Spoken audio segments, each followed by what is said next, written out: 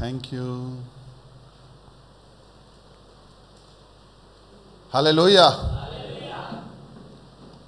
पड़ोसी को देखो, पूछो खुश हो कि नहीं। Check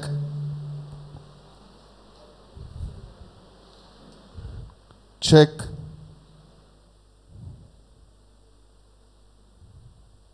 check check check.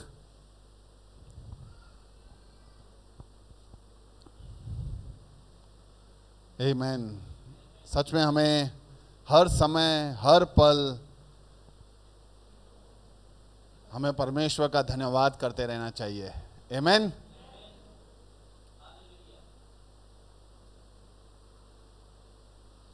पड़ोसी को देखो, बोलो ना, परमेश्वर भला है।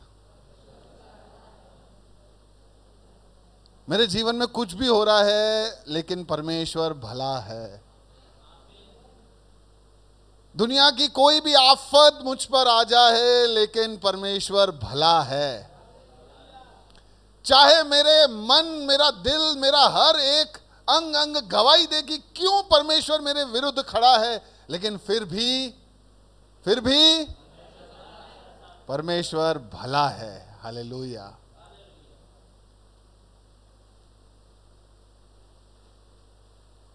जितना हम परमेश्वर को जानते हैं, जानने की कोशिश करते हैं, समझते हैं, उतना ही परमेश्वर हमारे जीवन के दूसरे रिश्तों को बेहतर बना देता है। हालेलुया।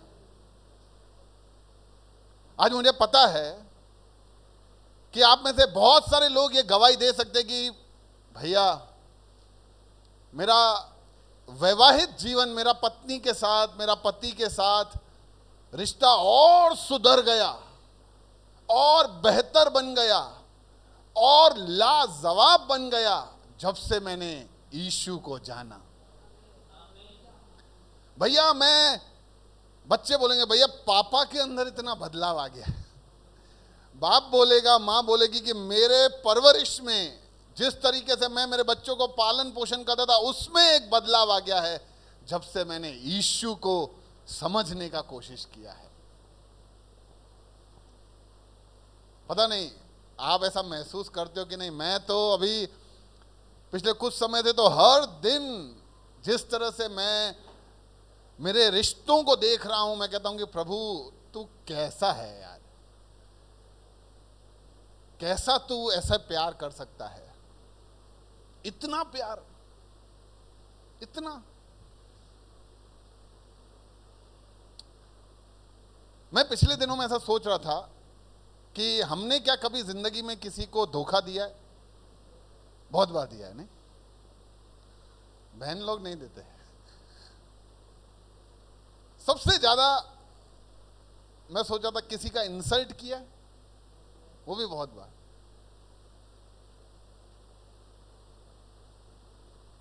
हम मन में सोचे सबसे बड़ा धोखा मैंने किसको दिया है? अपने आप को। मेरे को लगा कि मैंने सबसे बड़ा धोखा, सबसे ज्यादा इंसल्ट सिर्फ प्रभु का ही किया है। हर रोज नए वादे, नए इरादे, नई महत्वाकांक्षाएं उसके आगे रखते हैं। प्रभु अब से मैं दारू नहीं पीऊंगा। फिर रात आती है, प्रभु एक बार। प्रभु अब से मैं गुटखा नहीं खाऊंगा। फिर पान वाले का दुकान दिखता है।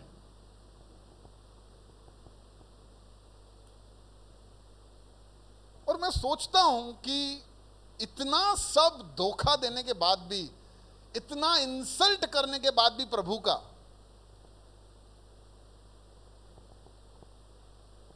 रत्ती भर समझते हैं, उसका प्रेम कम नहीं हुआ है। वो जैसा प्रेम मुझसे पहले करता था वैसा ही प्रेम आज भी करता है। कितना अद्भुत खुदा है ने जिसका हम आराधना करते हैं। कितना हमसे वो प्रेम करने वाला खुदा है जिसके हम आराधक हैं। कितनों को इस बात पे गर्व है कि मैं यीशु का आराधक हूं।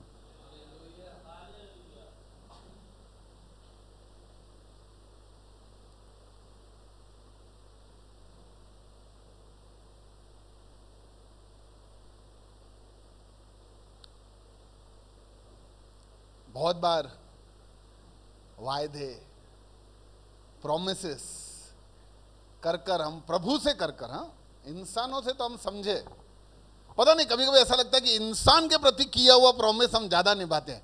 नहीं नहीं, मैंने उसको बोला है मतलब मुझे करके ही देना पड़ेगा। अरे प्रभु को कितनी बार बोला है, उसके लिए हम नहीं सोचते कभी कभी। लेकिन परमेश्वर हमारे पीछे निरंतर निरंतर पीछे पड़ा रहता है कि नहीं नहीं, मैं छोड़ूंगा नहीं तेरे को। मैंने जो एक बार बोल दिया सो बोल दिया, फिर मैं अपनी भी नहीं सुनता। हालेलुया। सच कहता हूं कि ऐसा नहीं कि हम या मैं परिपक्व हूं, मैं भी बहुत कमजोर हूं यार। मैं भी इंसान हूं, मैं भी पाप में भरा हुआ हूं, पाप में शरीर को लेके चल रहा हूं, मैं भी गिर जाता हूं। मैं भी कभी कभी प्रभु को कहता हूं कि प्रभु मैं नहीं करूंगा, फिर हो जाता है। लेकिन सबसे ज्यादा जरूरी है कि हम परमेश्वर के पास जाएं, अंगीकार करें कि प्रभु मैं बहुत कमजोर हूं यार, प्रभु बदलना, मेरे इस कमजोरी को तू ऊपर उठाना प्रभु, मुझे इस कमजोरी से निकालना, मुझे इस कमजोरी से बाहर खींचना। मैं गिर जाता हूं, मैं फिसल जाता हूं, प्रभु मुझे सामर्थ देना, प्रभु मुझे मार्ग बता, मुझे तैयार कर। प्रभु मैं रोज वायदे करता हूं कि मैं अब से लाइफ स्टाइल जाऊंगा, अब से मैं तेरी सेवा करूंगा, अब से मैं सुसमाचार सुनाऊंगा, लेकिन फिर से इतने सारे कामों में फंस जाता हूं, नहीं कर पाता। प्रभु मेरे जीवन को बदल। कितने लोग चाहते हैं कि प्रभु उनके जीवन को बदले? हालेलुया, आमीन। आज के संदेश की ओर हम बढ़े, उससे पहले हम वही अध्याय, वही वचन हम शुरू करेंगे। प्रेरितों का कार्य, उसका पहला अध्याय। पिछली बार हमने इसमें से कुछ सीखा था, किसी को याद है क्या सीखा था? नहीं याद है याद? कोई भी?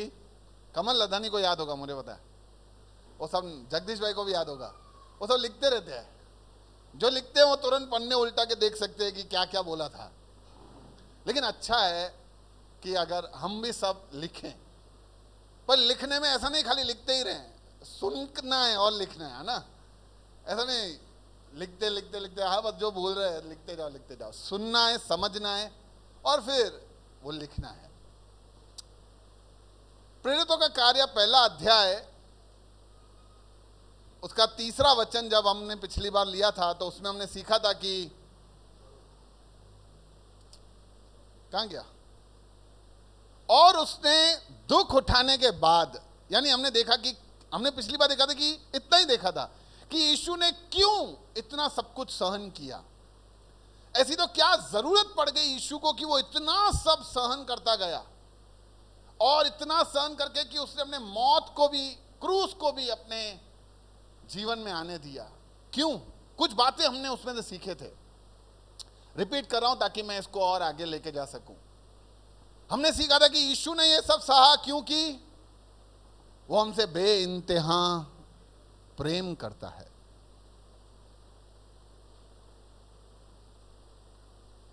मैं विश्वास दिलाना चाहता हूं आपको कि आपका प्रेम का परिभाषा बदल जाएगा अगर हम यीशु के प्रेम को समझने लगे। जान तो हम कभी पाएंगे नहीं, थोड़ा सा समझने भी लगे ना तो हमारा प्रेम का जो व्याख्या है, जो हम प्रेम दूसरों को देते हैं, उसमें ऐसा बदलाव आएगा आप समझ ही नहीं पाओगे। किसी को माफ करने के लिए आपके दिल में ऐसा मतलब रोक ही नहीं होगा, आप कर ही दोगे माफ। क्यों? यीशु का प्रेम क्या है, आपके दिल में बसा हुआ है। दूसरा, हमने ये देखा कि यीशु ने क्यों सहन किया, क्योंकि वो निरंतर एक परीक्षा में से गुजर रहा था। हम भी एक परीक्षा में से गुजर रहे हैं, इसीलिए हम भी अगर हमें सहन करना पड़े तो याद रखना वो एक परीक्षा है, उसमें हमें पास होना है। जिंदगी, मसीही जिंदगी एक परीक्षा वाला जिंदगी है। थोड़ा सा गेन कर देना, मसीह थोड़ा कम, चेक। मसीह जिंदगी परीक्षा वाला जिंदगी है। तीसरा, हमने ये देखा था कि परमेश्वर ने इतना सारा दुख उठाया, क्लेश उठाया, उसके पीछे का कारण था। क्या कारण था? हाँ, वो हमें चंगाई देने आया था। कौन सा चंगाई? आत्मिक चंगाई। और चौथा बात हमने देखा था कि परमेश्वर हमसे बेइंतहा प्रेम करता है और हमें पापों से छुड़ाना चाहता है, इसीलिए भी वो उसने सारे दुख और सारे क्लेश उठाए। अद्भुत है परमेश्वर यार, अद्भुत। और वो हमारे जीवन में ऐसे काम करता रहता है। कभी कभी बैठ के प्रचार करने की जगह पे जब सिर्फ इन बातों पे मनन करते हैं कि प्रभु ने ऐसा किया क्यों, तो आप बह जाओगे परमेश्वर के प्रेम में। क्यों किया यार ऐसा?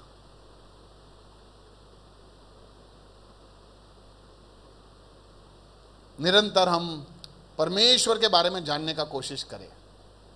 हालेलुया। मैं सोच रहा था कि प्रभु ऐसे एक एक दो दो शब्दों पे आप इतना सब बताते रहोगे तो कैसे चलेगा, अभी इतना सारा बाइबल पढ़ने का है। प्रभु बोले भाई बात करना जरूरी है, ज्यादा पढ़ना जरूरी नहीं है।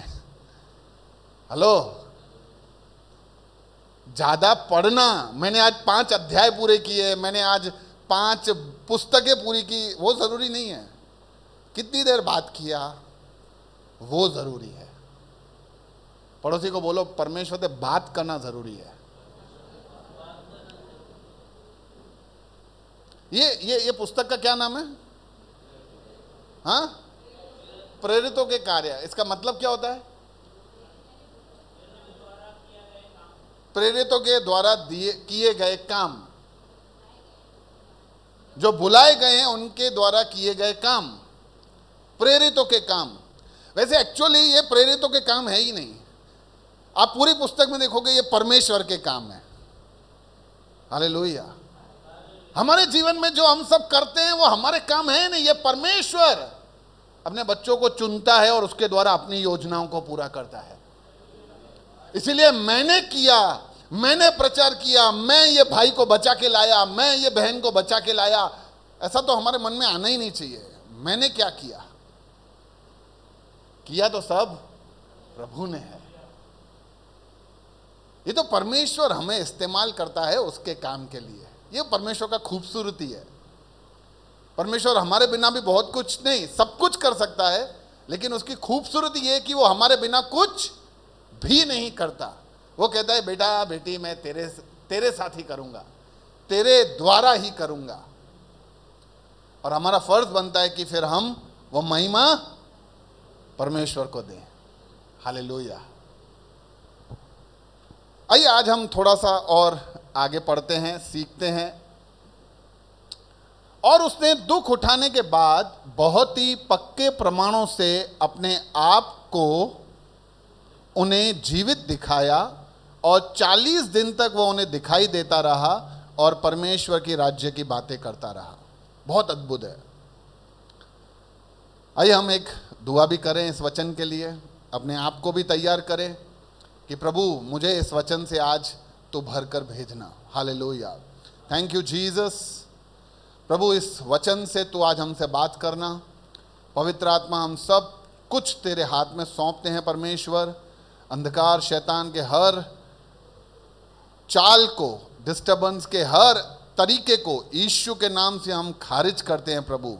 यहां हर एक व्यक्ति जो बैठा है प्रभु, तेरे वचन से परिपूर्ण होकर भरकर जाने पाए। हालेलुया। धन्यवाद देते हुए प्रार्थना यीशु के नाम से मांगते हैं, आमीन। परमेश्वर ने बहुत सारे दुख क्लेश उठाने के बाद कितने दिन तक, 40 दिन तक उन्हें दिखाई देता रहा। इंग्लिश में ऐसा लिखा है, during the 40 days after he suffered and died, he appeared to apostles from time to time। यानी वो समय समय पर उन चेलों के पास, उन प्रेरितों के पास आता रहा, बार बार उनके पास आता रहा। कब? पुनरुत्थान के बाद। मैं ऐसा सोच रहा था कि बार बार आने का जरूरत है क्या? बार बार आने का क्या जरूरत है? इंसान है, हम डगमगा जाते हैं, ओके। हम कहीं गिर न जाएं इसलिए परमेश्वर को बार बार आना पड़ता है, राइट। वो दिखाने के लिए कि मैं जीवित हूं, ओके। हम भटक न जाएं, जी। हर दम हमें नई नई बातें सिखाने के लिए वो बार बार आता रहता है। चेले एक बार में नहीं समझ पा रहे थे, इसीलिए भी बार बार आता रहा, ओके। पवित्र आत्मा का अभिषेक करने के लिए वो बार बार आता रहा, ठीक है। परमेश्वर के राज्य के बारे में बताने के लिए वो बार बार आता रहा, उन्नति करने के लिए बार बार आता रहा। कितने लोग चाहते हैं कि परमेश्वर उनके जीवन में बार बार आता रहे, कि परमेश्वर हमारे जीवन में बना रहे? आप समझे? अभी तक परमेश्वर बार बार आ रहा है, आज आ रहा है, फिर 2 दिन के बाद आएगा, फिर 5 दिन के बाद आएगा, लेकिन परमेश्वर उन सबको तैयार कर रहा है। आज के संदेश है परमेश्वर के राज्य की तैयारी। संदेश का शीर्षक है कि परमेश्वर के राज्य का तैयारी करने के लिए वो शुरुआत में तो बार बार आ रहा था, लेकिन उसके बाद वो पवित्र आत्मा से उनको भरकर सदैव उनके संग रहकर चलने वाला वो ईश्वर बनने वाला है। हम भी हमारे जीवन में जब परमेश्वर को पा लेते हैं तो कभी कभी डगमगाते हैं, तो फिर प्रभु को मांगते हैं, फिर ऐसा। लेकिन हमें जरूरत है कि हम निरंतर रोजाना परमेश्वर की उस उपस्थिति में, परमेश्वर की उस आत्मा में, भरपूरी में निरंतर बने रहें। हम सबका कहीं ना कहीं, कभी ना कभी परमेश्वर के साथ एक मुठभेड़ हुआ, और जब वो मुठभेड़ हुआ तो हमारा जीवन बदल गया, और हम सब परमेश्वर के वारिस हो गए, राज्य के वारिस हो गए। लेकिन जरूरी है कि वो मुठभेड़ रोज हो, जरूरी है कि वो मुठभेड़ रोज हो। हम इतना खुश हो जाते हैं कि मुठभेड़ से, कि फिर हम दोबारा, ठीक है प्रभु, वो याद है प्रभु कैसे वो हम दोनों मिले थे? अरे याद कैसे, मैं तो रोज मिलना चाहता हूं। हालेलुया। तो कुछ बातें क्यों परमेश्वर वहां पे चेलों के पास रोज आता रहा, मैं आपके सामने रखता हूं। नंबर 1, पहला बात कि वो उनको डर से खींच के निकालना चाहता था। सब चेले क्या थे? डरे हुए थे। डर हमारे जीवन में एक बहुत बड़ा काम, एक अड़चन की तरह है, एक रुकावट की तरह है, जो हम नहीं कर पाते परमेश्वर के राज्य के लिए, क्योंकि हमारे जीवन में कभी कभी डर आ जाता है। और उनके जीवन में वो डर स्वाभाविक था। जिस यीशु के साथ वो इतने समय से, सालों से, 3.5 साल से घूम रहे थे, फिर रहे थे, देख रहे थे कैसा चिन्ह चमत्कार कर रहा है, अचानक से उसी यीशु को उनके सामने क्रूस पे टंगा दिया, और देख रहे कि यीशु कुछ नहीं कर रहा है। या वो ऐसा सोच रहे होंगे कि यीशु कुछ भी नहीं कर पा रहा है, और वो डर गए।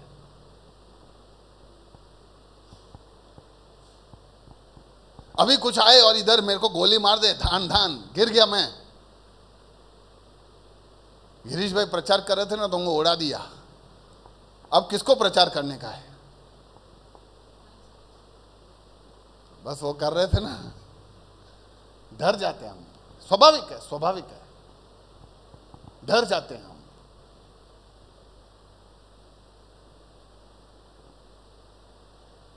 यीशु के साथ ही उन्होंने अपनी मिनिस्ट्री को भी शुरू कर दिया था। वो जाते थे अलग अलग जगह पे सुसमाचार सुनाने के लिए। प्रभु ने उनको अभिषेक किया था सब काम करने के लिए। वो भी छोड़कर भाग गए। नहीं नहीं भाई, ये सब नहीं करने का है अपने को। अपने यहाँ तो वो चलो जो अपने करते थे। कुछ लोग कोठरियों में जाके छिप गए, कुछ लोग वापस अपने पुराने धंधे पे चले गए, मच्छी पकड़ने चले गए। इंसानों को पकड़ने वाले थे, कहीं मच्छी पकड़ने वापस चले गए। इतने डर गए कि जब यीशु वापस उनको दिखाई देता है तो बोलते हैं ना ना, भूत है। तो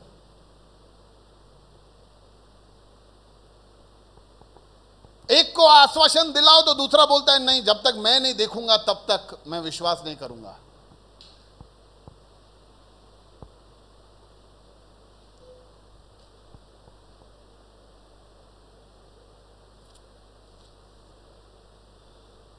परमेश्वर जो हमारे दिल में, हमारे जीवन में जो काम करना चाहता है ना, वो डर की वजह से चला जाता है।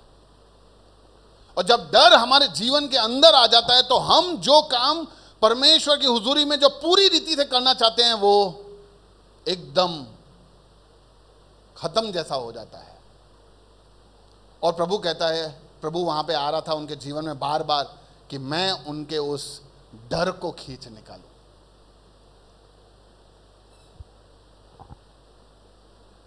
हम भी नहीं, बहुत बार डर जाते हैं। कुछ विश्वास का कदम उठाना है, डर जाते हैं। हम सोचते हैं, हम हमेशा भविष्य का सोचने लगते हैं और इसीलिए हम डर जाते हैं।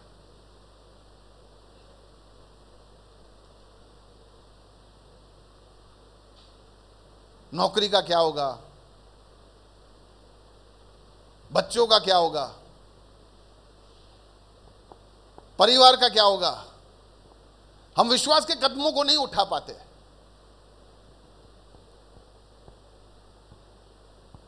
भैया वो नहीं मानेगा। अरे भाई तुम बात तो करो, सेठ से बात तो करो, सेठ को बोलो तो सही, प्रभु को तो बोलो कि मेरे को ऐसा रास्ता निकाल के दो, मेरे को आपके लिए काम करने का है। कोरोना के बाद तो लोग और डर गए। लेकिन इसलिए परमेश्वर हमारे जीवन में बार बार अपने वचनों के द्वारा, अपने बच्चों के द्वारा, प्रचार के द्वारा हमारे जीवन में दस्तक देता है।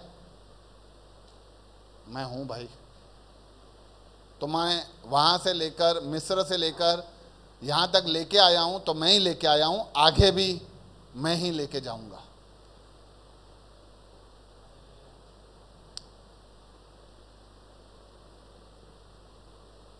तो पहला बात, हम डर जाते हैं। चेले डर गए थे, इसलिए परमेश्वर उनके जीवन में विजिट कर रहा था ताकि उनको उस डर से खींच निकाले। दूसरा बात, क्यों यीशु उनके पास बार बार आ रहा था? याद रखना, ये सब ये कौन सा पुस्तक है? प्रेरितों के कार्य। वैसे परमेश्वर के कार्य। वैसे ये सब शुरू कहां से होता है? जब पवित्र आत्मा उनके ऊपर आता है और वहां से वो काम करना शुरू करते हैं, राइट? ये सब क्या है फिर आगे? ये आगे के 7-8 वचन क्या है? सब बोलो तैयारी। यहां पे परमेश्वर उनको सबको तैयार कर रहा है। और आज हम सब जब तक तैयार नहीं होंगे तब तक प्रभु हमें कैसे भेजेगा यार? बिना तैयारी के कैसे जा सकते हैं? हाँ, हर जगह पे परमेश्वर ही हमारी सहायता करेगा। आज मैं यहां खड़ा हूं तो मेरे को शब्द देने के लिए, मुझे बोलने के लिए या मुझे प्रचार करने के लिए परमेश्वर की आत्मा का अभिषेक चाहिए। लेकिन इसका मतलब ये थोड़ी है कि मैं तैयारी नहीं करके आया हूं। तैयारी करना जरूरी है, फिर बाकी काम प्रभु का। हालेलुया। तो दूसरा बात, पहला बात क्या था? परमेश्वर क्यों बार बार आ रहा था? उनको डर से खींच निकालने के लिए। दूसरा बात, देखो प्रभु को पता है कि भले ये लोग बोले ना बोले, इनको मेरी जरूरत है, उनको मेरी जरूरत है। बहुत बार क्या है, हम हमारी जिंदगी से दिखा देते कि बस परमेश्वर तेरा जरूरत खत्म। जब परमेश्वर के हाथ को हम थाम लेते हैं, जब परमेश्वर के हाथ की ओर हम देखते हैं और परमेश्वर हमें उस हाथ से आशीषित करता है, फिर हम भूल जाते हैं कि परमेश्वर हमें तेरी जरूरत नहीं है। लेकिन परमेश्वर जानता था कि उन सब लोगों को हमारी उसकी जरूरत है। हमेशा जब भी हम डर जाते हैं ना, सबसे पहली चीज क्या करते हैं पता है? परमेश्वर से भाग जाते हैं।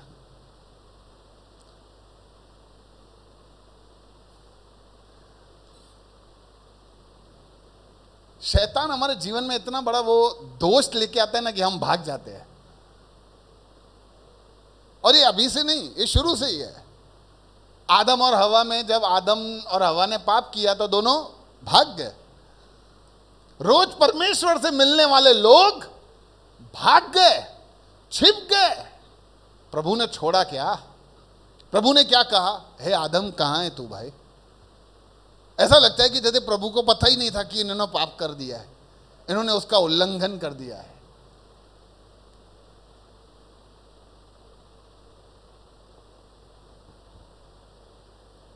इसलिए हम भाग जाते हैं। चेले लोग भी भाग गए, लेकिन प्रभु आता रहता है बार बार। वांदा नहीं, तुम्हें जरूरत नहीं है, मैं आऊंगा। क्योंकि मुझे पता है कि भले तुमको लगता है कि तुम्हें अब मेरी जरूरत नहीं है, लेकिन मुझे पता है कि मेरी जरूरत तुम्हें हमेशा रहेगी। क्योंकि वो एक बाप है ना। कभी कभी हमारे बच्चे जब रूठ कर या उदास होकर अपने कमरे में जाके सो जाते हैं, और हम भी गुस्से में बोलते हैं हाँ जाके सो जाओ, बात नहीं करना है तो मत करो, जाके सो जाओ। तो फिर बच्चों को ऐसा ही लगता है कि मम्मी पापा प्यार ही नहीं करते हैं। लेकिन उनको क्या पता कि जब वो सो रहे होते हैं ना, 10 बार आंटे लगा के गए हैं कि मेरा बच्चा ठीक तो है ना, मेरा बच्चा सो तो रहा है ना। भूख के यानी खाना खाए बिना भूखेपन में सोया है तो उसको उठा भी लेते हैं, बेटा खाना खा ले।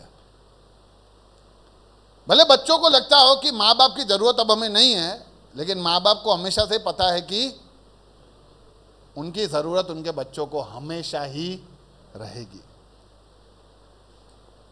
इसीलिए थोमा ने भले कहा कि जब तक मैं देखूंगा नहीं ना यीशु को, तब तक मैं विश्वास नहीं करूंगा। उसके पंजर में हाथ डाल के नहीं देखूंगा, तब तक मैं विश्वास नहीं करूंगा। एक्चुअली वो बोलना क्या चाह रहा था? मेरे को विश्वास ही नहीं है कि ये सब तुम ऐसे ही सब, तुम सबको ऐसा भ्रम हुआ है, ऐसे सब बातें मत करो। बहुत यीशु डींगे मार रहा था, चढ़ा दिया ना इन लोगों ने उसको क्रूस पे। पर पिता आता है वापस आश्वासन देने कि मुझे पता है कि तुझे मेरी जरूरत है।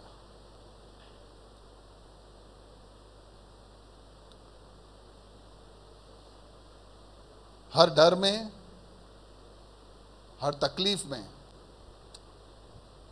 भले हमें नहीं लगता हो, लेकिन हमारे पिता को लगता है कि उसकी हमें जरूरत है।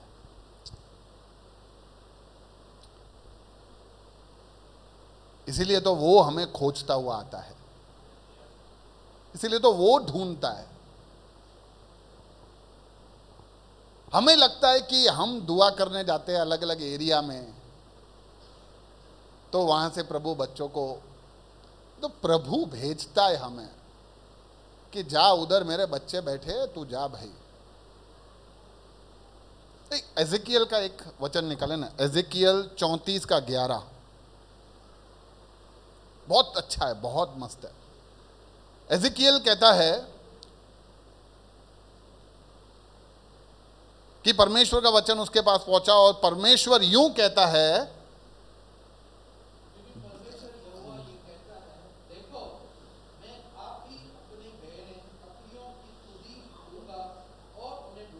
मैं ही अपनी भेड़ बकरियों की सुधि लूंगा, मैं ही उन्हें ढूंढूंगा।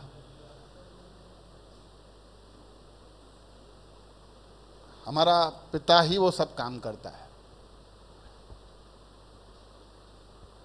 इसलिए हम हमेशा निरंतर धन्यवाद करते रहे कि प्रभु धन्यवाद, करता तू है, सब क्रेडिट तू मेरे को दे देता है, लेकिन तेरा क्रेडिट तू तेरे पास ही रख, तेरा है सब कुछ, तूने किया है। हालेलुया। एक जगह पे मैंने ऐसा टीवी न्यूज में एक प्रचारक को ऐसा सुना कि टीवी पे बड़े बड़े साइंटिस्ट लोग आकर यूं अपने बड़े बड़े फोटो खिंचवाते हैं, बोलते हैं कि देखो ये ग्रह 300 साल 3000 साल पुराना ग्रह हमने ढूंढ निकाला है, मैंने ढूंढ निकाला है। तो प्रचारक बोलता है ये खाली ढूंढने वाले हैं, बनाने वाले को तो सुनते ही नहीं है। प्रभु ने कभी बोला मैंने बनाया है? ये ढींगे मार रहे हैं। इनको कोई समझाओ कि बनाने वाला भी है। हालेलुया। तो परमेश्वर बार बार चेलों के पास आता है। नंबर 1, उन्हें डर से खींच निकालने के लिए। नंबर 2, क्योंकि प्रभु को पता है कि उन्हें हमें जरूरत है। और नंबर 3, परमेश्वर नहीं चाहता कि हमारे जीवन में कोई भी शंका रह जाए। थोमा को था ना शंका, कि जब तक मैं देखूंगा नहीं तब तक मैं विश्वास नहीं करूंगा कि परमेश्वर जीवित है। इसीलिए हमारे जीवन में हर एक डाउट को भी खींच निकालने के लिए प्रभु हमारे पास आता रहता है। कभी कभी हुआ आपको प्रभु के ऊपर डाउट? पता नहीं, बहुत बार ऐसा, हम मनुष्य हैं, कभी कभी हम ऐसा सोचते हैं ना कि मनुष्य हैं तो यहां हमने प्रभु को चुन लिया तो हम अभी डाउट में नहीं जी सकते। वो सही बात है, डाउट में नहीं जी सकते, लेकिन अगर हमारे जीवन में डाउट आता है तो जरूरी है उस शंका को बात करें। नहीं तो वो शंका अंदर ही अंदर रह के कब हमारे जीवन को पलट देगा हमें पता नहीं चलेगा। थोमा चाहता तो अपने मन में ही रख देता ना सब कुछ, अरे ये तो बोलते हैं, इनको जाने दो ना, इनको जो बोलना है बोलने दो। हाँ अच्छा, प्रभु को देखा, बढ़िया बढ़िया बढ़िया। लेकिन वो अपने शंका को दिखाता है कि बोलता है नहीं यार देखो सही बात है। मैं ऐसा सोचता हूं कि, मैं ऐसा मानता हूं कि हर चेले ने डाउट किया था। सबसे पहले प्रभु किसको दिखा? सबसे पहले प्रभु किसको दिखा जब जी उठा? मरियम को। उन्होंने आके वहां पे चेलों को बताया तो चेले वहीं बैठे रहे, वो भी दौड़े। डाउट, अच्छा ऐसा है, चल देखते हैं, हम भी देखना चाहते हैं। तो हमारे जीवन में अगर डाउट आता है तो हम परमेश्वर के आगे रखें कि प्रभु मेरे को इस डाउट से खींच निकालो ना, मेरे को भी शंका होता है। प्रभु आप जीवित हो, ये यहाँ पे खड़े रह के बोलते रहते हैं परमेश्वर जीवित है, परमेश्वर अद्भुत काम करता है, परमेश्वर हमारे जीवन में शांति भेजता है, परमेश्वर की शांति अजीब व गरीब है, उपस्थिति बहुत ही सुंदर है, उसकी उपस्थिति में रहने का। प्रभु सही में ऐसा होता है? प्रभु आप वाकई बात करते हो? अगर डाउट है तो अच्छा है हम बोलें, प्रभु को बोलें, किसी से बात करें। नहीं तो वो डाउट हमेशा हमें नीचे खींच लेगा और वो डाउट हमेशा हमें बर्बाद भी कर सकता है। इसी प्रेरितों के कार्य में 19वें अध्याय में एक घटना है। एक महायाजक के 7 पुत्र थे और वो भी ऐसे ही दुष्ट आत्माओं को भगाते थे। उसमें से वो दुष्ट आत्माओं को यीशु के नाम से भगाते थे। ऐसे कहते थे कि मैं हुक्म करता हूं तू इसमें से निकल जा, वो पौल के परमेश्वर के नाम से, जिसका पौल प्रचारक करता है, जिसका पौल प्रचार करता है। हम दूसरों के जीवन से प्रभावित हो सकते हैं, लेकिन हमारा असली प्रभाव हमारे द्वारा तब होगा जब हम परमेश्वर से उस अभिषेक को पाएंगे। इसीलिए तो वहां दुष्ट आत्मा के कहता है कि पौलुस को तो मैं जानती हूं कौन है, यीशु को भी जानती हूं, तू कौन है भाई? और फिर वो मार खाता है, इतना मार खाता है कि बिना कपड़ों को उसको भागने पड़ता है बाहर। इसलिए जरूरी है कि हम परमेश्वर के सत्य को, सच्चाई को समझकर हमारे दिल में रखें, फिर कार्यों को आगे बढ़ाएं। अगर हमें डाउट है तो हम उन काम को ना करें, परमेश्वर से पाएं कि प्रभु मेरे को डाउट है। कभी कभी लोगों के मन में ऐसा आ जाता है कि सही में यीशु ही खुदा है और कोई नहीं है। आता है ऐसा कभी डाउट? अरे आता है कि नहीं?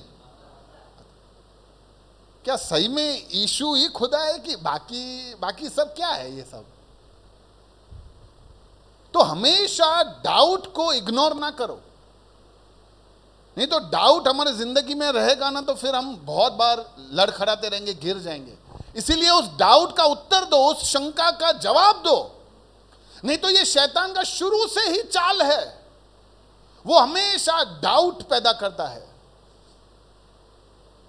आदम और हवा के बीच में भी, हवा के अंदर उसने यही तो शंका डाला। क्या शंका डाला था? परमेश्वर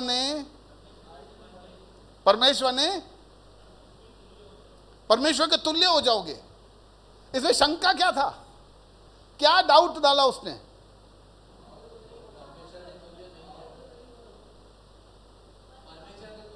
एग्जैक्टली परमेश्वर ने उनको अपने स्वरूप में ही बनाया था, लेकिन शैतान ने बोला तुम परमेश्वर के समान हो जाओगे। अरे हो क्या जाओगे, तुम परमेश्वर के समान ऑलरेडी हो। लेकिन उसके अंदर एक शंका डाला कि तुम हो जाओगे, मतलब अच्छा हो जाएंगे, मतलब है नहीं।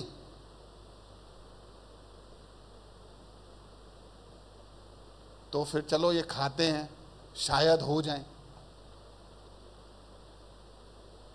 परमेश्वर के राज्य के लिए इस्तेमाल होना है ना, हमें उसके राज्य में अगर हमें काम करना है ना, तो हमें डाउट में से भी बाहर आना चाहिए। इसलिए प्रभु उनके जिंदगी में उनको तैयारी करने से पहले उनके जीवन से हर एक शंका को खींचना चाहता था।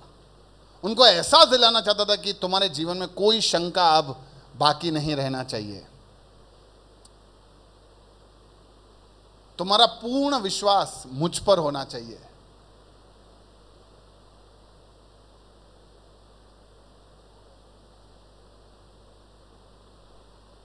तीन बातें परमेश्वर क्यों बार बार आ रहा था। नंबर 1, डर खींचने के लिए। नंबर 2, हमें जरूरत है उसकी। एंड नंबर 3, शंका से खींचने के लिए। देखो, परमेश्वर हम सबको तैयार करना चाहता है। परमेश्वर हम सबको उसके राज्य के लिए इस्तेमाल करना चाहता है। हमें से यहाँ पे बैठा हुआ कोई भी ऐसा व्यक्ति नहीं है जो ऐसा हो कि जिसके लिए परमेश्वर ने कोई योजना नहीं सोच के रखा है। हमारे जीवन में ये डाउट, हमारे जीवन में ये डर, हमारे जीवन में ये बातें आ जाती है जिसकी वजह से सोचते हैं कि मैं लायक नहीं हूं, मैं पढ़ा लिखा नहीं हूं, मैं उम्रदार हो गया हूं, मेरे को बाइबल का ABC भी नहीं आता। भैया, बाइबल में कितने पुस्तक हैं? 66। मेरे को तो वो भी नहीं पता। यहां पे प्रचार में थोड़ा थोड़ा सा सुना हुआ है, बस मेरे को उतना ही ज्ञान है। मैं बोलता हूं उतना ही काफी है। अगर तुम्हारा दिल तैयार है तो प्रभु तुम्हें कोई नहीं रोक सकता परमेश्वर के राज्य के लिए काम करने के लिए। कहीं पे थोड़ी लिखा है कि परमेश्वर के वचन को पूरा कंठस्थ करके आओगे तो तुम परमेश्वर के राज्य में काम कर सकते हो। अनेकों उदाहरण है बाइबल में, कहां कहीं पे भी नहीं लिखा है ना।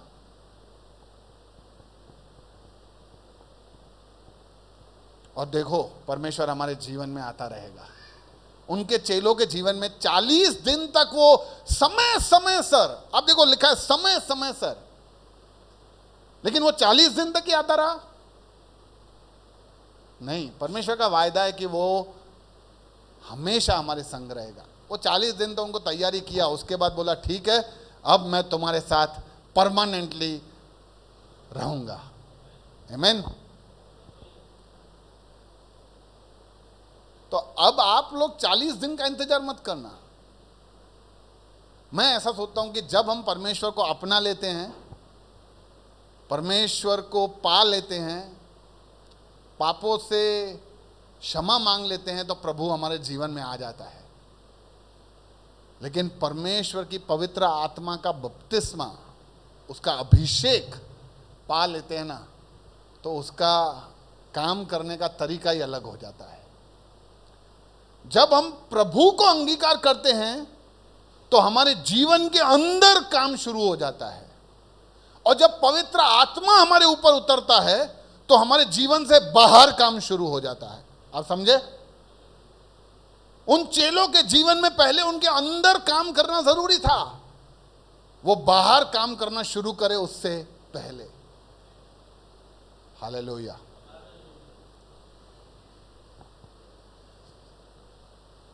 कहां गया वो एक्ट्स?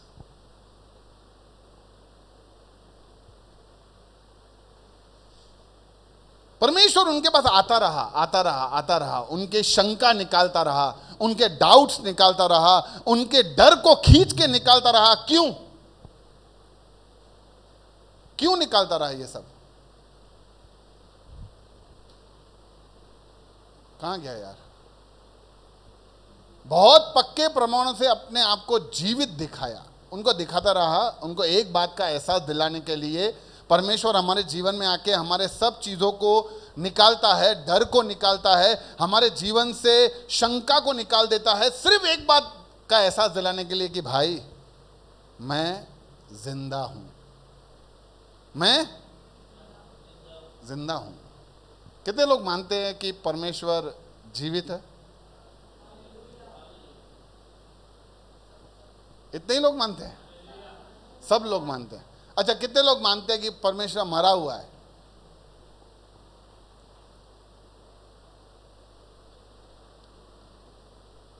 नहीं है।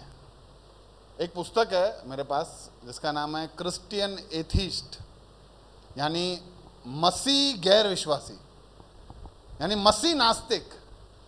उसका टाइटल ही ऐसा है, मसीह है तो फिर नास्तिक कैसे है? लेकिन मुझे उससे ज्यादा उसके नीचे लिखा हुआ है कि believing in God and living as if he doesn't exist. यानी उसको परमेश्वर में विश्वास तो है, लेकिन उसके जिंदगी को देखकर ऐसा लगता है कि परमेश्वर है ही नहीं।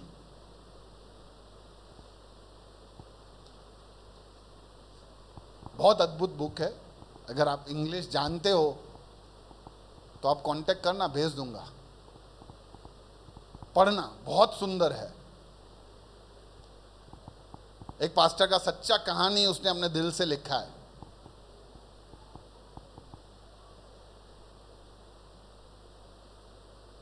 हमारा जिंदगी, हम मानते तो हैं और हम चाहते तो हैं कि परमेश्वर, हम मानते हैं, हम बोलते हैं कि यीशु जिंदा है, लेकिन वो कैसे दिखेगा? कैसे दिखेगा? हमारे कार्यों से, हमारी बातों से, हमारे तौर तरीके से, हमारे चाल चलन से, हमारे बोली से, हमारे नजर से। कुछ बोला? हमारे बात करने से, हमारे जीवन से।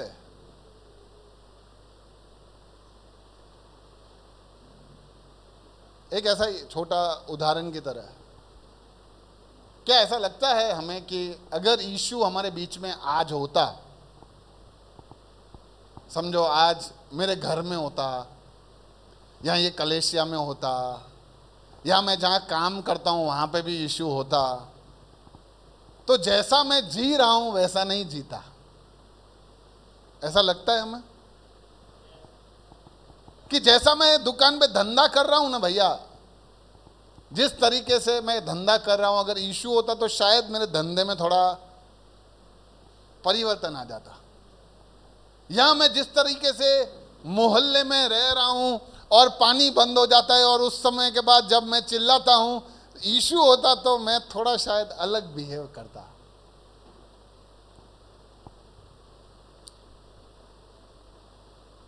यीशु सिर्फ हमारे अंदर सामर्थ्य नहीं भरना चाहता, यीशु हमारे जीवन को भी जांचता है, परखता है, उसको भी बदलना चाहता है, क्योंकि हमारे जीवन से हम दिखाएंगे कि यीशु जिंदा है। कोई हमसे पूछे कि कैसे बोल सकते हो यार यीशु जिंदा है, बाइबल में लिखा है, देखो 28वें अध्याय में, उसको मारा गया, गाड़ा गया, भविष्यवाणियां कहती है मारा गया, गाड़ा गया, वो जी उठा। कैसे बताएंगे? अपने जीवन से। ओके, आमीन। अरे शान से बोलने का कि देख भाई, मेरे जैसे को बदलना किसी इंसान की ताकत ही नहीं थी, वो तो जीवित खुदा है ना, उसने मेरे को बदल दिया है, नहीं तो मैं ऐसा नहीं हूं और मैं ऐसा था भी नहीं। अच्छा, ऐसा बोलने के लिए पहले ऐसा था भी नहीं और ऐसा अभी हूं, ये होना तो चाहिए ना हमारे जीवन में। जरूरी है कि हमारे जीवन में यीशु उस तरीके से काम करे जहां पे हम दिखा सकें कि यीशु जिंदा है। परमेश्वर उनको इन सब चीजों से बाहर इसीलिए खींच रहा था कि वो समझ जाएं कि वो जिंदा है। उनके डर को निकालने के लिए यीशु जिंदा है, उनको शंका से खींच निकालने के लिए यीशु जिंदा है।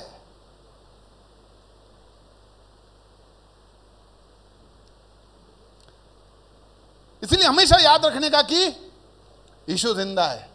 जब भी मन में बदले की भावना आती है तो क्या याद रखने का?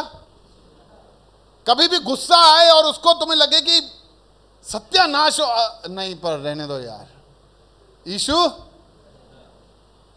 जब भी हमारे साथ बुरा चल रहा है, हमारे साथ धोखा हो रहा है, यीशु। मन में संकोच ना करो यार। भैया सबको प्रमोशन दिया, मेरे को नहीं दिया, ठीक है ना? प्रभु ने बड़ा सीट सोच के रखा है। यीशु भैया, सेठ ने बोला था कि दिवाली के बाद पगार बढ़ाऊंगा। दिवाली के बाद बोलता है काम करना है तो कर, नहीं तो निकल। सब सफाइयां वफाइयां सब काम हो गया ना साहब, टेंशन नहीं करने का। यीशु पता नहीं, ये इधर से सब बोल बोल के अपने चले तो जाते हैं, हम कितनी बार अपने दिल में ये लेके जाते हैं कि यीशु जिंदा है। समझ नहीं आता।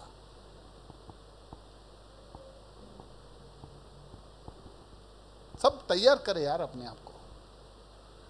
मैं विश्वास दे रहा था आप सबको कि यहां खड़े रहकर प्रचार कितना भी अच्छा कर लो, उससे संसार प्रभावित नहीं होता है। तुम कितने चिन्ह चमत्कार दिखाते हो, संसार उससे भी प्रभावित नहीं होता है।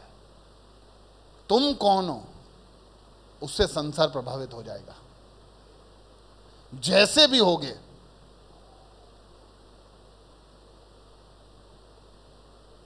क्योंकि जब हम यीशु को पहन के जाते हैं, यीशु जिंदा है। कहां जिंदा है यार? यीशु ने कहा जो डाली मुझ में रहती है वो फलती है, क्योंकि मैं उसमें, वो मुझ में रहता है। हमारे अंदर से यीशु जिंदा है दिखेगा। इसीलिए जो लोग पहले डर गए थे, वो ही बड़े बड़े महायाजकों के सामने बोलते हैं तुम ही बताओ ना किसकी बात सुने, तुम्हारी बात सुने कि ईश्वर की बात सुने? किसकी बात सुनना उचित है? क्योंकि उनको पता था कि यीशु जिंदा है।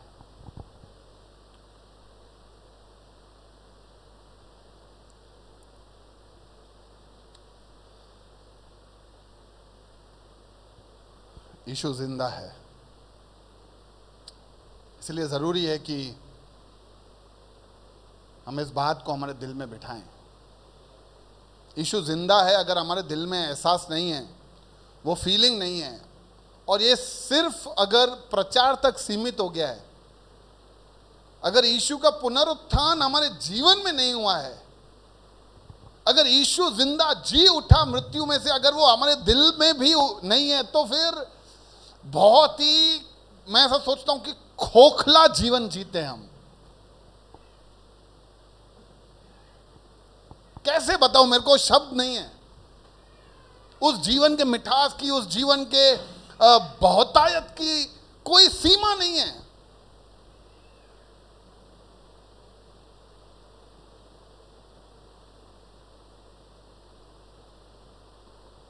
उससे बात करने का जो फीलिंग है, सिर्फ फीलिंग ही है। अभी वो तो जो लोग बात करते हैं उनसे पूछो कैसा लगता है यार प्रभु से बात करके। अरे भैया क्या बोलूं मैं आपको। लेकिन अगर हम में से अगर ऐसे हैं, देखो कभी कभी क्या है, शैतान हमारे माइंड में ऐसे सब सेट कर देता है ना कि हम आगे ही नहीं बढ़ पाते। हमारे जीवन को खोल देने का मैंने शुरुआत ही ऐसे किया कि अगर हम कमजोर हैं, हम निर्बल हैं, असहाय हैं, तो हम प्रभु के पास जाएं। बोले कि प्रभु नहीं होता है यार। लोग कहते हैं कि बात करता है, तू बात करता है, बात करता है। मेरे से तो कभी ऐसा विश्वास ही नहीं आया कि तू बात करता है। मेरे दिल में कभी ये यहां तक कभी पहुंचा ही नहीं मेरे गले से नीचे कि तू बात भी करता है। कैसे बात करता है तू? इधर कितने सारे प्रचारक बोलते कि प्रभु ने बोला, प्रभु ने बोला, पर सही में तू बोलता है? मेरे को ये डाउट है। और ऐसे लोगों का मसीह जिंदगी 10-10 साल निकल जाता है वही डाउट में। अपने दिल को आश्वासन दिला देने ना, प्रभु बात करता है, प्रभु 50 लोगों को बोलते होंगे प्रभु बात करता है। अरे पर अपने से बात करता है कि नहीं? जिंदगी में वो मजा लेने का जरूरी है। परमेश्वर क्या है? परमेश्वर ने कहा कि मेरा जुआ हल्का है, मेरा बोझ हल्का है, मेरा जुआ सरल है। और जिंदगी में बोलते कि जब मसीह जिंदगी हम जीते हैं तो बहुत ही सरल जिंदगी हो जाता है। और हम मसीह जिंदगी में कदम रखते हैं तो ऐसे लगता है कि सारी दुनिया का बोझ मेरे कंधे पे आ गया है। क्यों? क्योंकि हम सब अपने कंधे पे लेके चलते हैं। जुआ है ना, वो जुआ बैल पे रखा जाता है ना ताकि खींचे, प्रभु के कंधों पे रखने का, फिर तुम हल्के महसूस करोगे। और ये सब महसूस तब हो सकता है जब हमें पता हो कि यीशु जिंदा है। अगर हम इन दिनों में या हमने आज तक भी कभी प्रभु से बात नहीं किया, या हम बोलते होंगे, या इस बात का हमें शंका है, डाउट है कि यार प्रभु बात करता है क्या, तो बात करो। पास्टर्स लोगों से बात करो, जिनसे आप कंफर्टेबल हो उनसे बात करो। ऐसा नहीं मैंने प्रचार किया तो मेरे से ही करो। जिनसे आपको इजी लगता है अपनी बातों को शेयर करना, उनसे बात करो। और अपने दिल को खोलो कि प्रभु तू बात कर, और देखो जिंदगी बदल जाएगा। हालेलुया।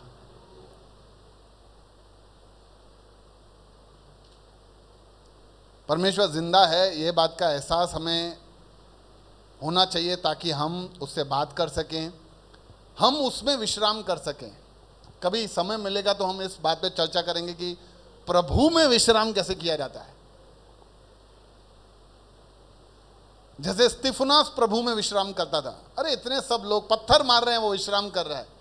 यीशु परमेश्वर में विश्राम करता था। उसकी उपस्थिति, उसका प्रेजेंस वो इतना भर देता है कि हमें लगता है अरे छोड़ो यार ये सब क्या है यार। पिछले दिनों में शायद पास्टर बिन्नी ने ये बात को दोहराया था कि जब एलीशा अपने नौकर के साथ वहां था और उनको पूरे जगह पे दुश्मनों ने घेर लिया था, तो नौकर बोलता है अरे क्या करे यार अपने। एलीशा बोलता है प्रभु इसकी आंखों को खोल यार। ये है परमेश्वर में विश्राम करना। इसकी आंखों को खोल भाई। और वो देखता है तो सब जगह अग्नि रथ हैं जो उनके लिए खड़े हैं। परिस्थितियों के बीच में अगर ऐसा बोलना है हमें कि प्रभु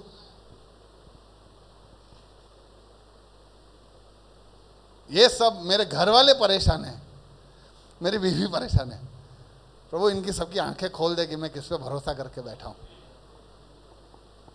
लेकिन उसके लिए पहले हमारे दिल में ये तो विश्वास होना चाहिए कि प्रभु जिंदा है।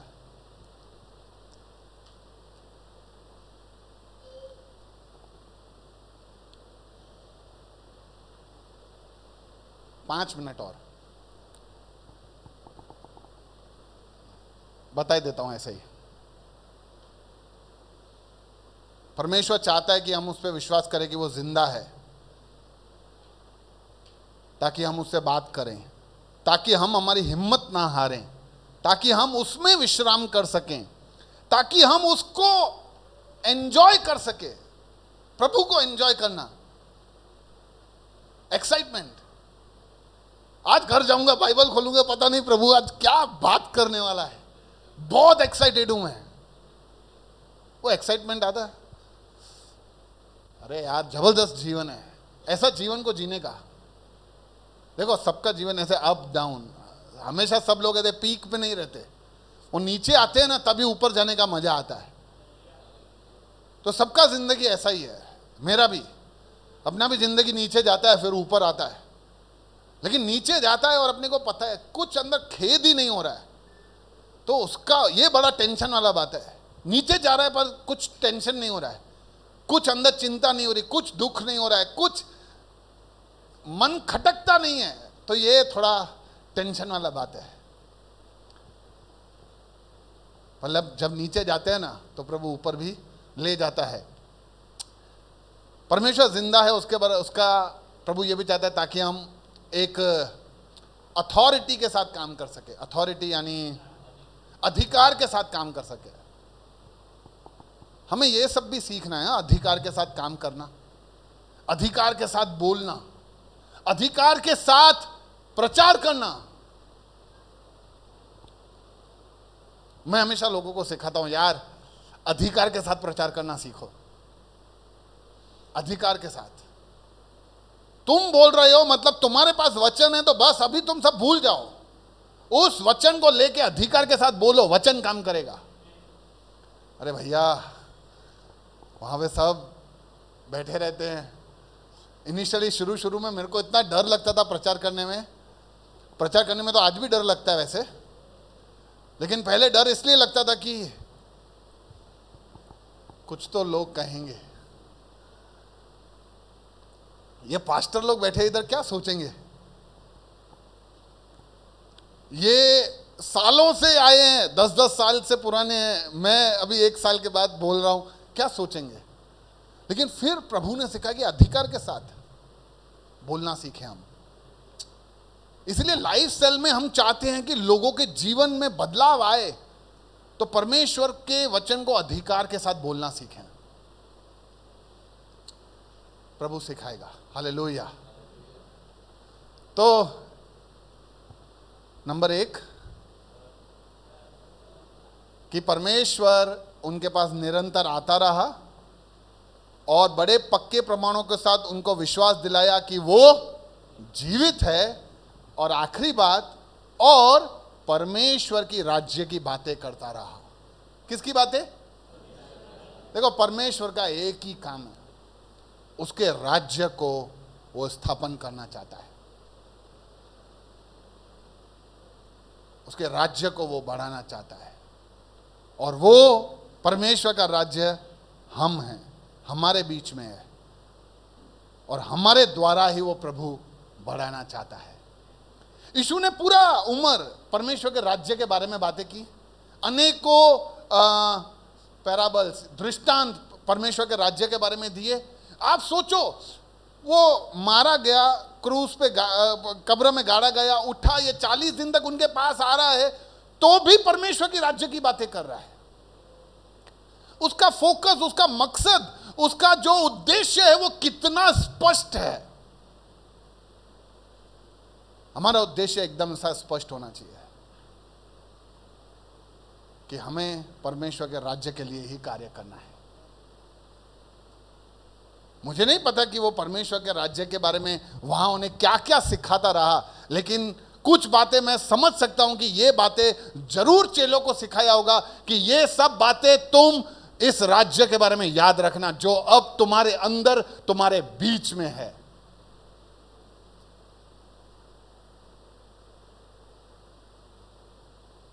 एक बात याद रख लेना कि जो कोई भी विश्वास करता है कि प्रभु यीशु मसीह ही खुदा है और उसने मेरे पापों के लिए अपने आप को क्रूस पे चढ़ा दिया और पश्चाताप करता है, वो परमेश्वर के राज्य का वारिस है। ये तुम सबको याद रखना है। भैया ये जाति का है, ये धर्म का है, ये स्त्री है, ये पुरुष है, ये न स्त्री है न पुरुष है, ऐसा कुछ भी नहीं बताया। उसने एक ही बात बोली, जो भी विश्वास करता है, पश्चाताप करता है, परमेश्वर का राज्य उसका है। सिंपल बात।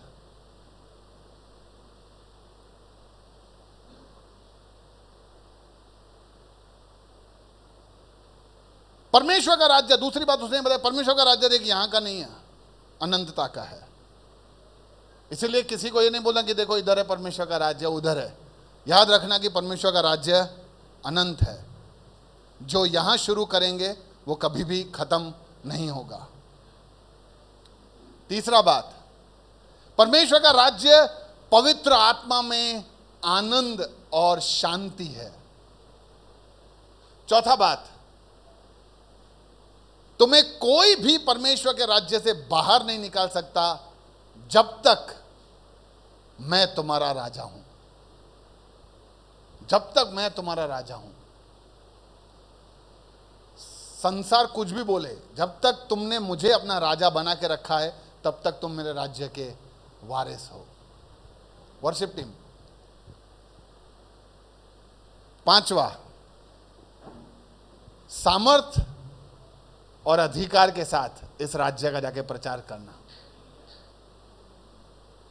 देखो ये सब बातें हैं, परमेश्वर का उद्देश्य ही हमारा उद्देश्य है। हम सबको भी परमेश्वर के राज्य को बढ़ाना है। हम सबको भी, इधर इधर इधर ध्यान दो, इधर इधर, मैं बहुत ही मुद्दे वाला बात बोलने वाला हूं। हम सबको भी परमेश्वर के राज्य को बढ़ाना है, परमेश्वर के राज्य में काम करना है। कितने लोगों को सही में इच्छा है कि परमेश्वर के राज्य में मुझे काम करना है ना? इच्छा है ना? मैं 2 सवाल पूछूंगा सिर्फ, आप अपने आप को जवाब देना और फिर आप प्रभु से मांगना। 2 खेडूत थे, दोनों को बरसात का बहुत जरूरत था और दोनों बारिश के लिए बहुत प्रार्थना कर रहे थे कि प्रभु, मुझे प्रार्थना कर रहे हैं हम, प्रभु बारिश भेज, हमें बहुत जरूरत है बारिश की। लेकिन उसमें से एक ने खेत में तैयारी भी शुरू कर दी थी। आपको क्या लगता है कौन सा वाला खेडूत बारिश के लिए तैयारी कर रहा था? हाँ, जिसने खेत के अंदर तैयारी शुरू कर दी थी। पहला सवाल, आपका जवाब सही है। दूसरा, आप कौन से वाले खेडूत हो? आप अपने आप को जवाब दो। हम कौन से वाले खेडूत हैं? हम प्रभु से मांगते रहते हैं कि प्रभु मुझे प्रचार करने के लिए भेज। प्रभु बोले तैयारी शुरू की है, दिखता है तेरे लाइफ में से तैयारी शुरू की है तूने। प्रभु मुझे तेरे राज्य के लिए इस्तेमाल कर। कैसे? तेरे पास टाइम कहां है? कहां है तेरे पास टाइम? कैसे इस्तेमाल करूं मैं?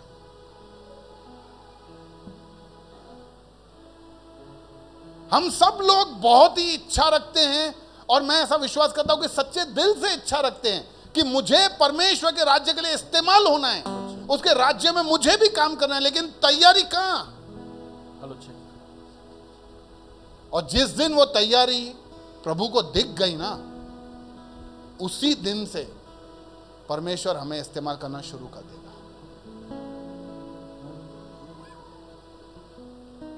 तो भले हम दुआ कर रहे हैं बारिश के लिए, लेकिन हमें खेत को तो तैयार करके ही रखने का है।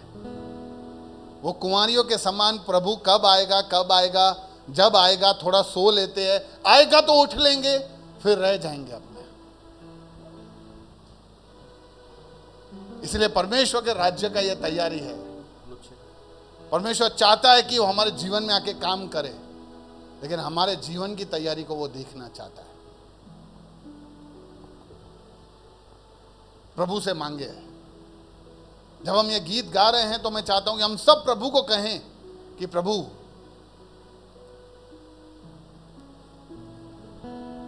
मैं मानता हूं कि मैं आज तक बोलता ही रहा, मेरे जीवन से वो तैयारी दिखा नहीं, लेकिन अब से मैं तैयारी करूंगा, फिर तू इस्तेमाल करना। Thank you Jesus.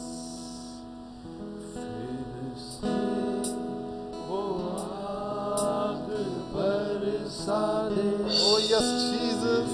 से तूफान आने दे, तेरी महिमा से, तेरी सामर्थ से, फिर से तू ओ रब शांदरा, पुकारे प्रभु को, पुकारे प्रभु को, कहें कि मुझे इस तैयारी में भी तेरी मदद चाहिए प्रभु। हम चाहते हैं कि प्रभु तेरे पवित्र आत्मा का बरसात आज मेरे जीवन में आने दे प्रभु। तेरी महिमा से, तेरी सामर्थ से, फिर से तू अभिषेक कर दे। पवित्र आत्मा,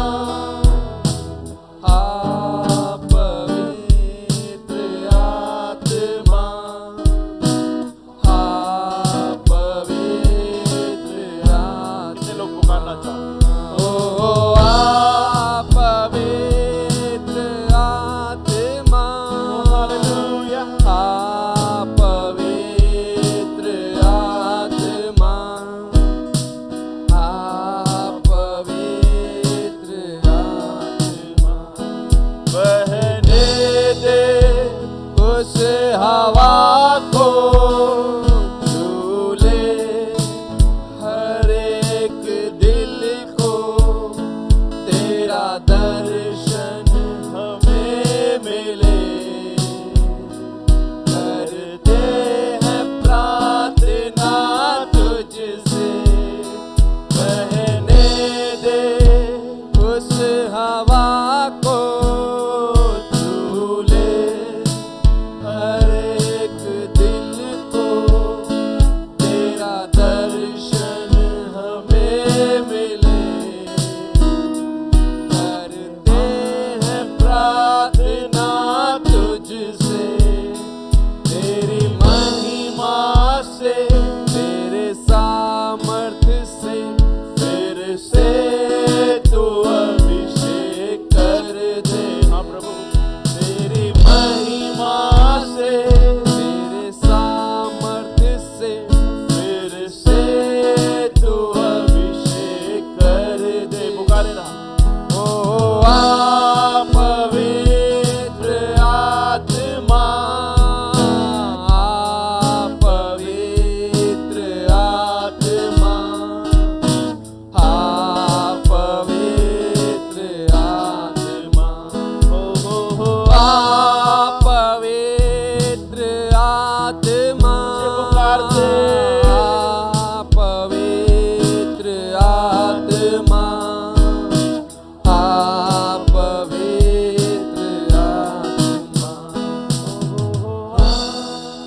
पवित्र आत्मा,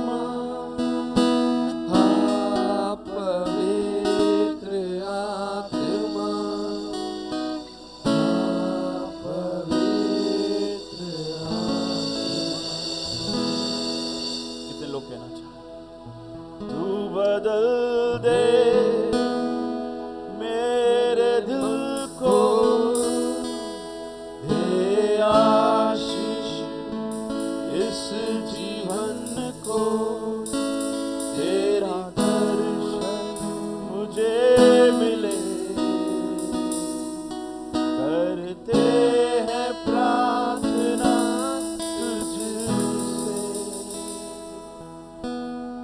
हालेलुया प्रभु जी, हालेलुया। आपके सम्मुख आए प्रभु, हालेलुया। खुदावन, हालेलुया। हर समय कठोर, हर समय प्रभु, हालेलुया, तेरे निंदक, तुझे धोखा देने वाले, तेरे हृदय को छल्ली करने वाले, तेरा अनादर करने वाले, तेरे उपकारों को भूल जाने वाले हम लोग प्रभु, ढींग मारने वाले, अपनी वाहवाह चाहने वाले, अपनी महिमा चाहने वाले हम लोग प्रभु। लेकिन प्रभु वो बात छू गई खुदा कि तू हमारे साथ वैसा व्यवहार नहीं करता। फिर भी प्रभु हालेलुया, जब चेलों ने तुझे ठुकरा दिया, बार बार प्रभु हालेलुया तेरे उनके ऊपर प्रभु प्रकाश देने के बावजूद प्रभु उन्होंने तुझे ठुकरा दिया, लेकिन तू बार बार उनके पास आता रहा, केवल एक कारण से अब्बा, केवल एक कारण से, क्योंकि प्रभु आप उनसे प्यार करते थे। प्रभु हम भी प्रभु हालेलुया, प्रभु हम भी खुदावंद हालेलुया उस चेलों के समान हर समय प्रभु तेरा निरादर करते, तुझे ठुकराते हैं, लेकिन फिर हमेशा बार बार हमारे पास आता है प्रभु। तू हमें भरना चाहता प्रभु हालेलुया, क्योंकि तू हमसे प्यार करता है प्रभु हालेलुया। हम लोग जो दावा करते हैं प्रभु हालेलुया, हम तुझे जानते हैं, हम जो दावा करते हैं प्रभु हम तेरे लोग हैं, तू हमारे अंदर बसता है। हम प्रभु बड़े बड़े दावे तो करते हैं प्रभु, लेकिन प्रभु बाहर लोग हंसते हैं, लोग हंसते हैं बाहर प्रभु हालेलुया, क्योंकि प्रभु सिर्फ दावे रह गए हैं, सिर्फ दावे रह गए प्रभु, तू तो कहीं दिखाई नहीं। कितने लोग कहना चाहते हैं प्रभु आज सुबह के समय प्रभु हालेलुया हम चाहते हैं कि हम हमारे हृदय को तेरे सामने रखे, तू उसे फिर से एक बार नवनीकरण कर खुदावन हालेलुया। हम केवल दावे करने वाले नहीं प्रभु हालेलुया, बातें करने वाले नहीं, बकबक करने वाले नहीं प्रभु हालेलुया, अपने जीवन से तुझे दिखाए हालेलुया। ढींग मारने वाले नहीं, तेरी महिमा करने वाले खुदावन हालेलुया हम बन जाए। तू प्रभु बार बार आता है ताकि हम बदल जाए, तू हमारे साथ रहता है ताकि हम बदल जाए प्रभु हालेलुया। शायद प्रभु हम लोग जहां सिर्फ यही कह रहे हैं कि तू जिंदा है, हमने इस बात को समझा नहीं है तू जिंदा है। अगर जो समझ जाए तो प्रभु बदल जाएगा सब कुछ। जिस तरह से तेरे बेटे ने बताया प्रभु हालेलुया कि अगर जो तू जिंदा है तो प्रभु अब हम ऐसे कैसे रह सकते हैं, फिर तू जिंदा है प्रभु हालेलुया तो फिर हमारा दिनचर्या ऐसे कैसे हो सकता है। तू जिंदा है प्रभु हालेलुया तो हम स्वार्थी कैसे बने सकते हैं। प्रभु ये तो हम खाली बोल रहे हैं तू जिंदा है, लेकिन हमको पता है तू मर गया। तू जिंदा होता तो प्रभु हमारा जीवन से दिख जाता। हम खाली बोलने वाले रह गए प्रभु, हम नहीं चाहते कि खाली हम बोलने वाले रह जाए। कितने लोग कहना चाहते हैं प्रभु तेरा पवित्र आत्मा आज मुझे इस तरह से छुए। प्रभु तू बार बार आया ही इसीलिए तू चेलों को यकीन दिला सके कि मैं जिंदा हूं, क्योंकि प्रभु तेरा वो जीवन, प्रभु तेरा वो जिंदा होना, प्रभु तेरा वो एहसास खुदावन हालेलुया सब कुछ बदल देता प्रभु हालेलुया।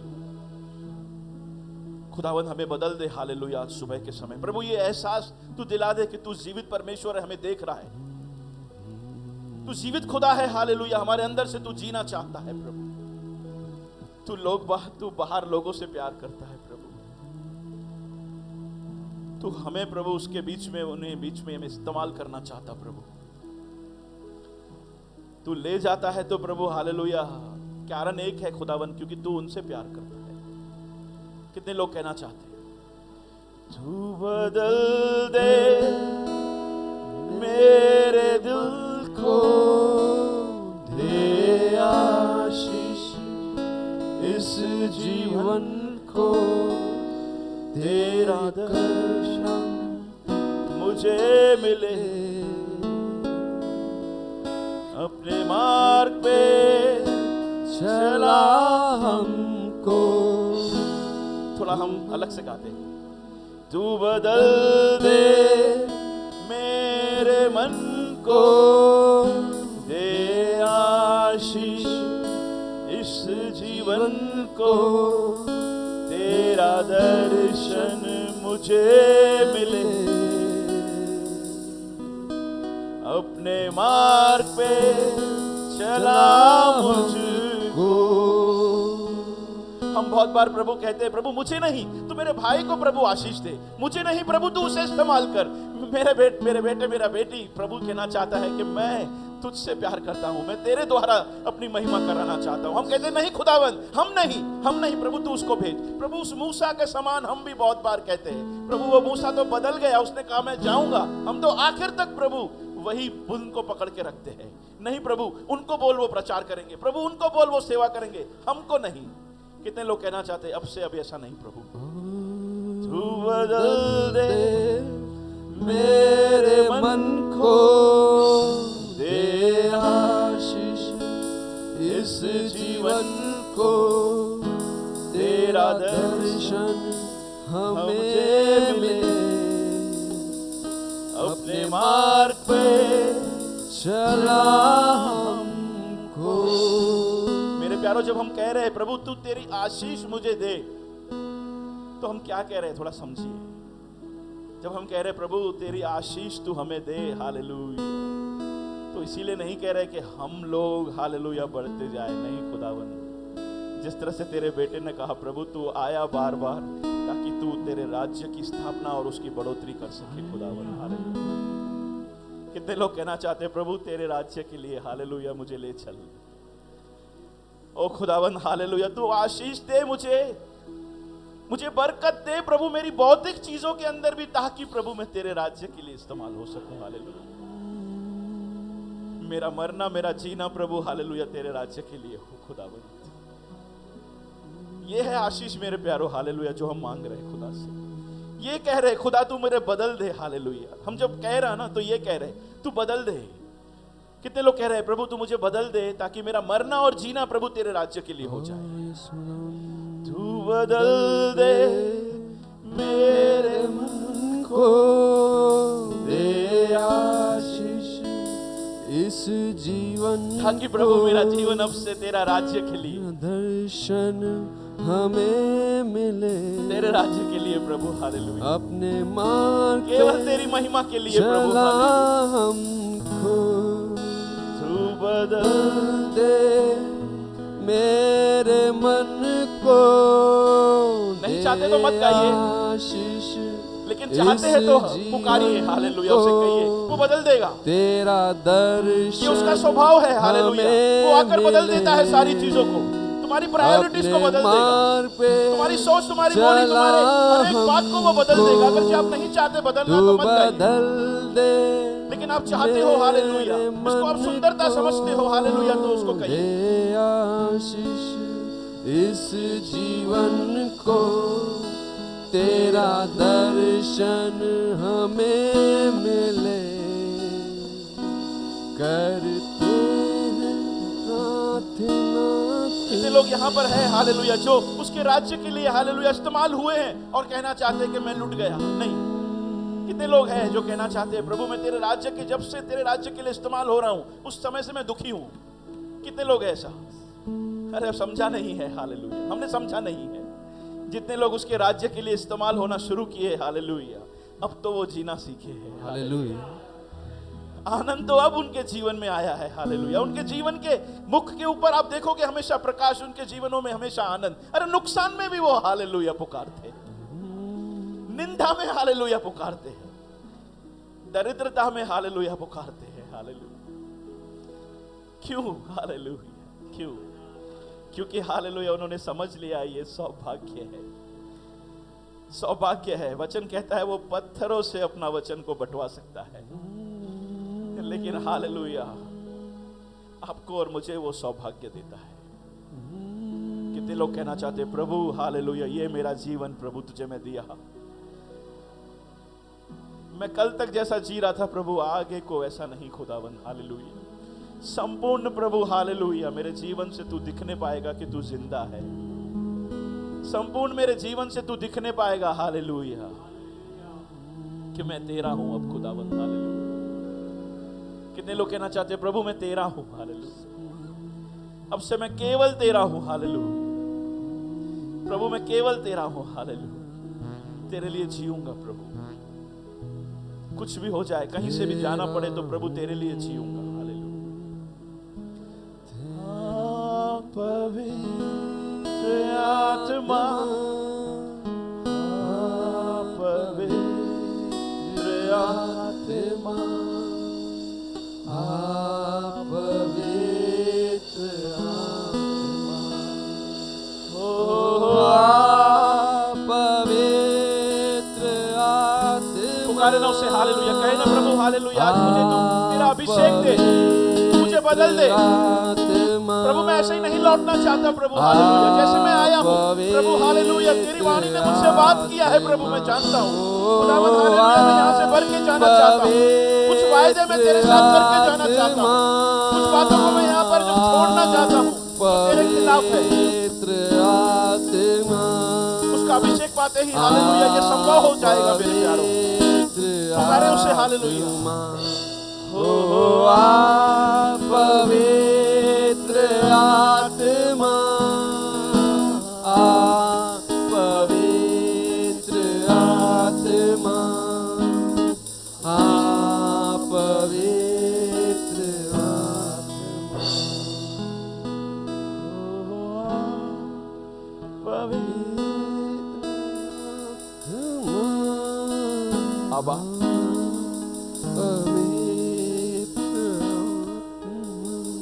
भर प्रभु हालेलुया। निकाल सारी गंदगी को प्रभु,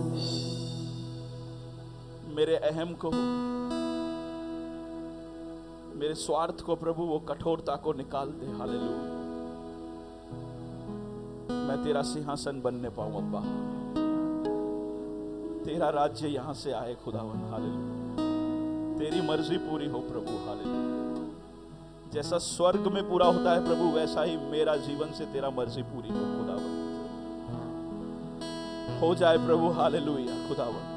मैं घटू तू बड़े प्रभु हालेलुया। हो जाए प्रभु हालेलुया आज खुदावंत हालेलुया। हो जाए अब्बा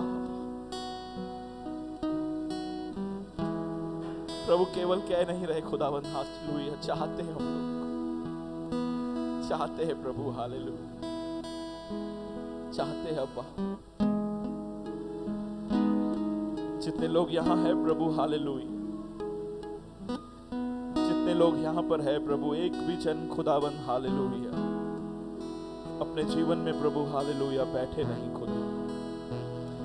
तेरे राज्य की मशाल लेकर प्रभु हालेलुया घर घर जाकर प्रभु तेरा दीपक, तेरा उजियाला फैलाने वाले बने खुदावन हालेलुया। तेरे प्रेम का प्रकाश हम देने वाले बने खुदावन हालेलुया। अब तक जो डिठाई प्रभु, जो कठोरता, जो स्वार्थता हमने की है प्रभु, उसके लिए तू क्षमा कर खुदावन हालेलुया। हर एक उस बात के लिए क्षमा कर प्रभु हालेलुया जिसने तेरे राज्य के कार्य को रोका है प्रभु हालेलुया। तू क्षमा कर प्रभु। धन्यवाद करना चाहते हैं प्रभु, तू मौका देता है, तू धीरज धरता है प्रभु हालेलुया। लेकिन हम इसको तुच्छ ना समझे। तू सहायता करना, तू मदद करना प्रभु जी, तू मदद करना,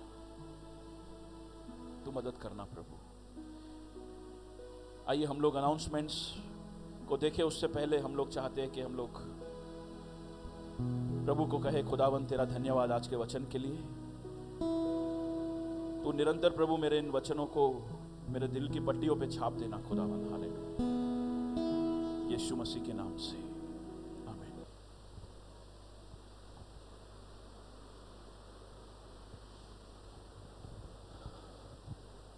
सुमित भी जिशा दीदी बोलता है, मेघा भी जिशा दीदी बोलते हैं, विक्रम भाई भी जिशा दीदी बोलते हैं।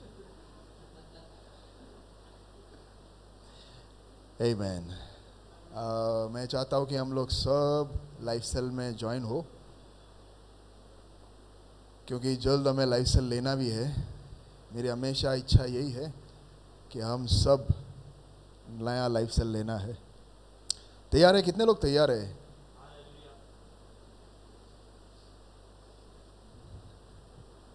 कोई बात नहीं, लेकिन मैं तो प्रभु से यही दुआ करूंगा, प्रभु हाथ ऊंचा हो या ना हो, प्रभु इन्हें धक्का मार देना, जाएंगे तो ही बढ़ेंगे।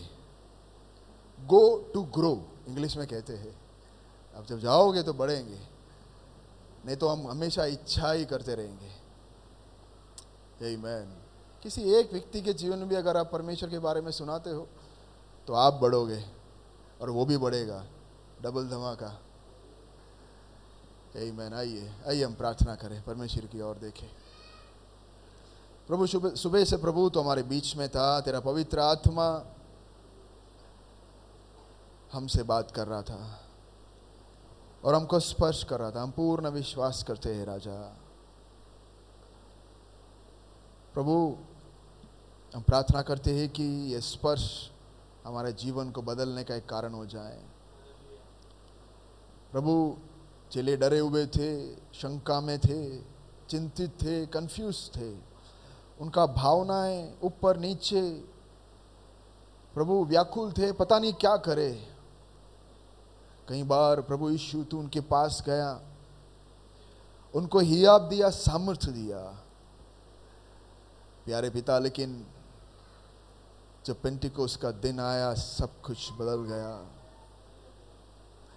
रेखा नाला रागा बा शांदे। प्यारे पिता हम प्रार्थना करते हैं राजा, आज सुबह के समय प्रभु जितने लोग भी पवित्र आत्मा को अभिषेक को नहीं पाए हैं प्रभु, वो एक भूख और प्यास प्रभु बाकी सबको बाजू में रखकर प्रभु उस आत्मा के अभिषेक के लिए प्रभु उपवास रखकर बैठकर प्रार्थना कर कर हालेलुया उसे पाने के लिए और परमानेंट तेरा उपस्थिति को हमारे जीवन में रखने के लिए हमारे को मदद कर राजा, ताकि हम निडर, हम पूर्ण विश्वास और प्रभु संपूर्ण रीति से तेरे लिए जीने वाले बन जाएं राजा। एक एक को तो इसके लिए मदद करे से हम प्रार्थना करते हैं। आइए हुए हर एक के ऊपर पिता पुत्र पवित्र आत्मा के नाम में एक आशीष को बोलता हूं राजा। हर अंधकार की ताकत को यीशु के नाम के उनके जीवन से दूर होने के लिए मैं हुक्म करता हूं। चाहे वो समय का अभाव का दुष्ट आत्मा हो, चाहे वो नींद का दुष्ट आत्मा हो, चाहे वो शंका का दुष्ट आत्मा हो, चाहे पैसे का लोभ का दुष्ट आत्मा हो, चाहे वो परिवार के बीच में दरार लाने वाला दुष्ट आत्मा हो, चाहे वो टीवी का दुष्ट आत्मा हो, चाहे वो मोबाइल का दुष्ट आत्मा हो, हर एक दुष्ट आत्मा को प्रभु यीशु मसीह के नाम से यहाँ बैठे हुए मुझे सुनने वाले हर एक के ऊपर से यीशु मसीह के नाम से दूर होने के लिए मैं हुक्म करता हूँ। हालेलुया। प्रभु तेरे आत्मा से सबको भर दे प्रभु, और जो भी आए हैं सबके ऊपर मैं आशीष को बोलता हूँ प्रभु। प्रभु अगर कोई वेदना से आए, कोई चिंता से आए है, कोई रोग से आए, उस रोग को यीशु के नाम में मैं चंगाई को बोलता हूं। रोग दूर हो जाए, चंगाई आ जाए जीवन में। Hallelujah hallelujah. प्रभु तूने सबको स्पर्श किया इसलिए धन्यवाद। आज प्रभु हम तुझे यहां से लेकर जाएं राजा, पूरा हफ्ता हम जयवंत जीवन जीने पाए, पवित्र आत्मा के अधीन में रहकर, पवित्र आत्मा के हाथ को पकड़कर प्रभु एक मसीही जीवन जीने के लिए हम हर एक को मदद करे से हम प्रार्थना करते हैं। धन्यवाद प्रभु, तूने मैं स्पर्श किया इसलिए तेरे हाथों में हम सबको सौंपते हुए प्रार्थना विनती प्रभु यीशु मसीह के नाम से मांगते, सुना ग्रहण कर पिता। पिता परमेश्वर का प्रेम, पुत्र यीशु मसीह का अनुग्रह, पवित्र आत्मा का संगति हम सबके साथ हमेशा हमेशा होते रहे। आमीन। प्रभु आप सबको आशीष दे।